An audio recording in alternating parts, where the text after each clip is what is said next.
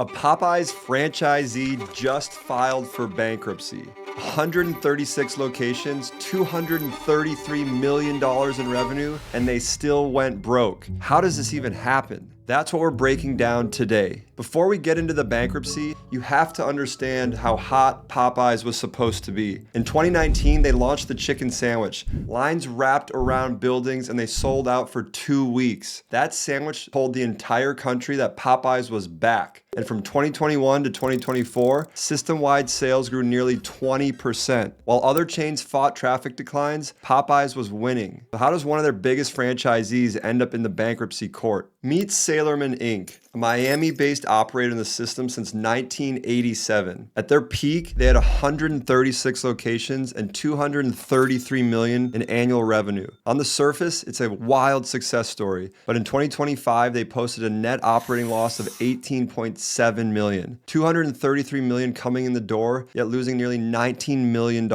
How is that possible? When you grow fast, you borrow money. And when times are good, that debt is manageable. But Sailorman had a $110 million hole, $342 million in liabilities against $232 million in assets. They owed over $100 million to their primary lender alone. And then inflation hit, borrowing costs rose, and labor climbed. Fixed obligations like these guarantees and interest don't flex. Revenue is not profit. Scale is not safety. By late 2023, they tried to sell 16 Georgia restaurants to stabilize, but the buyer closed the stores. Sailorman gave up the revenue but kept the debt and the lease guarantees. That was the breaking point. December 2025, BMO Bank filed a lawsuit, and on January 15th, 2026, Sailorman filed Chapter 11 bankruptcy. In less than 90 days, a 40-year operation went from 136 locations to full survival mode. Popeyes corporate said this doesn't reflect the health of the brand, and they're absolutely right. A large majority of these restaurants were actually profitable. This was a debt problem, not a food problem. The brand can win while the franchisee loses. Those are two completely different things. Before you buy, you need to look at the unit economics and your debt structure on day one. That's the difference between building something and losing everything. So the operator level lesson is clear, but this is where it gets interesting for anyone evaluating a franchise today. Because Sailorman isn't just a story about one operator, it is a signal about where Popeyes sits in the chicken category right now. And 5 years ago, that answer was easy. Today, it's not. Look at who's actually winning. Raising Cane's just passed KFC in total US sales last year at $5.1 billion.